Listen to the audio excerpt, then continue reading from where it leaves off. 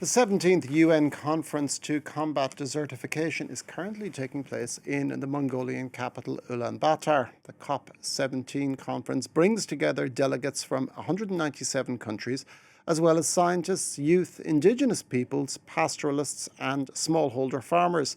The theme of the conference this year is Restoring Land, Restoring Hope, and delegates will be aiming to devise solutions to the interconnected challenges of desertification, land degradation and drought.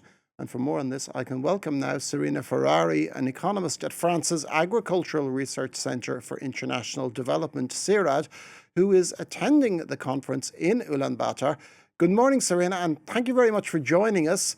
Can I start by asking you, what are the main factors that cause desertification and what are the major effects for the peoples that suffer it? Good morning and good evening, and thank you for inviting. Actually, there are many causes of desertification. The main one is climate change, of course, because with climate change we have heat waves and we have a higher variability of rainfalls, etc. And this causes the degradation of lands. But there are also other economic and political factors increasing the degradation of lands, like, for example, the intensive use of chemicals, the intensive use of water, etc. Now, how difficult is it to reverse desertification, which is one of the themes of this conference, to turn a desert back to fertile, productive land?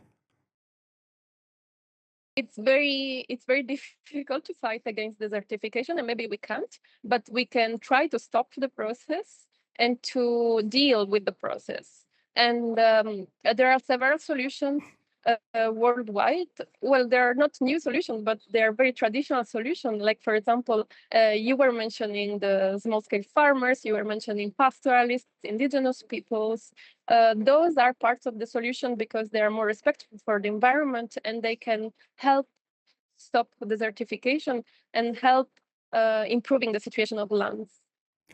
Now, what are the various strategies that countries are adopting to combat desertification?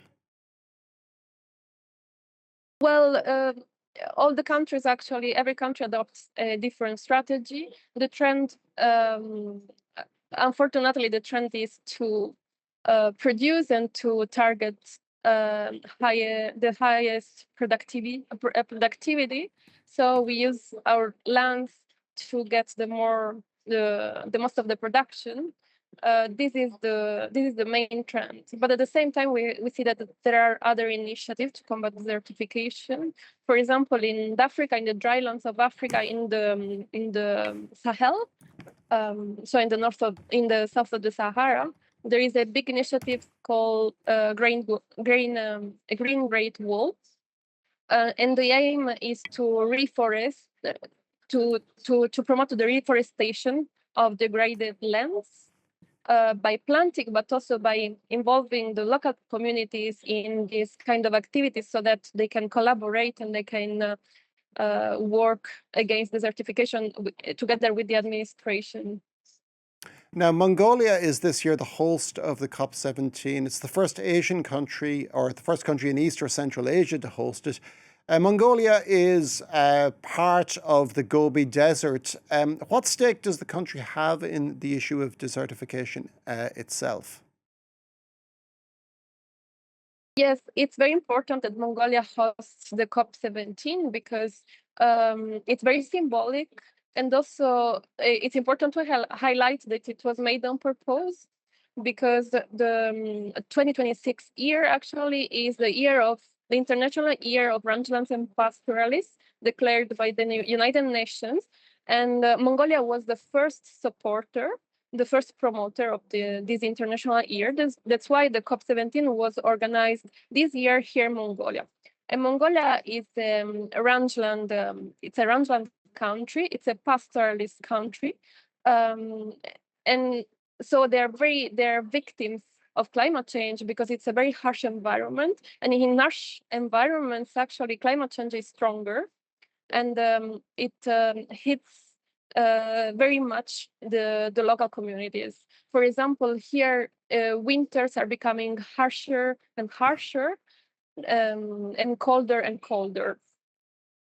Now, deserts are something that most people probably associate with arid expanses of sand, but deserts take many different forms. And are there unexpected areas in the world at risk of desertification right now? Well, of course, the most affected areas are the areas that are already hot and dry, like for example the Mediterranean area or the areas close to deserts, like in the Sahara, or areas in the highlands of Asia, like in Mongolia, Kazakhstan, etc.